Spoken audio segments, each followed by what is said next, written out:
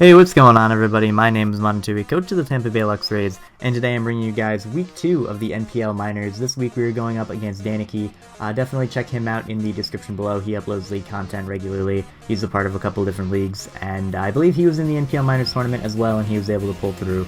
So he ended up being in the NPL minors just like me. But as you can see here, for a little bit of a team preview, he has his Salazzle, Togekiss, Megalopunny, Volcanion, Forretress, and Serena. And on my team, even though I do have an entire team builder dedicated to it, for a quick rundown, we have our specially defensive Pursuit Trapping Mega Scizor, we have our Assault Vest Dragalge, we have our physically defensive Combine Reuniclus, we have our physically defensive Mandibuzz with the Rocky Helmet, we have our Cursed Snorlax, Cursed Restalk Snorlax, which is very nice, and we have our offensive speedy Bloom Doom Heatran. So, as you can see there, a couple things on my team are going to end up being a little bit useless. Like, he didn't bring his Honchkrow, so Thunder on my Reuniclus is a little bit pointless, but it's not the worst thing in the world because I can just spam Psyshock across the entirety of his team, and I can set up all over the Forretress. He doesn't really have a great Dragalge switch in, which is really nice. Like, the Dragon Poison Stab just covers his whole team bar Forretress, which I have Hidden Power Fire for. And Mega Lopunny is not going to be the biggest deal in the world because I do have Reuniclus, Mandibuzz, as well as Mega Scizor. I'm kind of surprised to not see things like Latios here, but I also understand that because I do have bulky things like Mandibuzz and Reuniclus that can kind of take them on, as well as two Pursuit Trappers that beat it in Snorlax and Mega Scizor. Plus, it would have some move slot coverage because it would need HP Fire for the Scizor, and it would need Earthquake for the Heatran, and obviously it would want Dual Stab, so it wouldn't be able to run Roost. So that kind of makes sense. Regardless, let's just get into the game. I am actually going to lead with my Heatran in an attempt to get Rocks up, as he's going to lead with his Forretress. However, I'm actually going to go right for the Lava Plume just because I don't want him pulling like a cheeky move and going for Earthquake as I go for Stealth Rock, or getting his Rocks up as I go for Stealth Rock. But he makes a safe play, goes that into Volcanion. I have to pull a switch out into my Dragalge, which is able to take that Steam Eruption very easily. And now what I can do is actually just get a kill, because now he's going to send in his Forretress. That's going to take the Dragon Pulse relatively well, but with Sturdy broken, I can follow that up with a Hidden Power Fire and easily knock out his Forretress, meaning that my team does not have to deal with hazards for the entirety of the game, which is going to be very nice. He is going to send out his Mega Lopunny.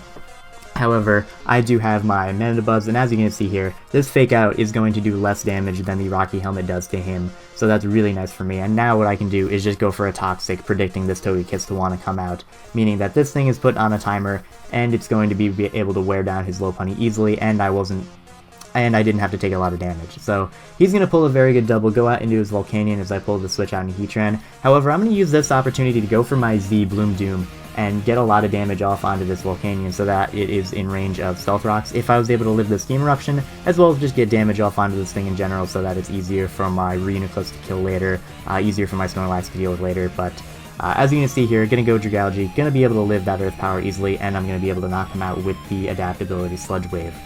He's going to go into a Salazzle. The only thing that can kill me is a Life Orb Dragon Pulse, so I know that's what he's going for. So I'm going to go out into my Snorlax, saving my Dragalge for later, as we are going to take absolutely nothing from that Dragon Pulse. And now what we can do is actually start going for Curses, because there's not a lot that's on his team that stops it. However, he hard switches into his Togekiss, which reveals to me that he's either going to have Switcheroo and go for it here to cripple me, or he is going to have Encore. So I'm going to hard switch out into my Mega Scizor. I knew he wouldn't go for a fire move there. He does reveal the Encore, which is very nice because now I can hit him very hard with the Mega Evolution boosted Bullet Punch, which will be able to 2-KO him. However, as you can see here, he does have the Flamethrower, but it is not enough to knock me out, meaning that I will be able to pick him off with this next Bullet Punch. So the one thing stopping my Reuniclus or my Snorlax from setting up is now gone. Now, he's going to send out his Salazzle. I still want to keep my Scizor around in case Mega Lopunny becomes a problem, so I'm going to go out into my Snorlax. He misses the Fire Blast. It doesn't really matter because it would have done absolutely nothing to me, as you'll see a little bit later. And here I'm just going to go for the Body Slam, expecting him to hard switch in a Lopunny to try and stop me from cursing up. Unfortunately, I don't get the para, but it's really not that big a deal. It is a 30% chance. He's then going to pull a very good switch, go out into his Serena, which I thought was fine at first, but he's actually going to reveal the Choice Banded Play Rough, which does 50% to me, and I'm going to end up missing my Toxic. So this actually poses a little bit of a threat to me because I don't have great switch-ins to it, at least to play rough now that my Mega Scizor has gotten weakened. But he's then going to pull a very good switch once again and go out into a Salazzle on my Reuniclus. And even though I can knock him out and live his hit, I don't want that Reuniclus weakened for his Mega Lopunny. So like I said, very good play on his part. So instead, what I'm going to have to do is just sack off my Dragalge at this point. Everything on his team, bar the Serena locked in a Trop Kick, will be able to knock it out. So it's kind of the most expendable thing on my team.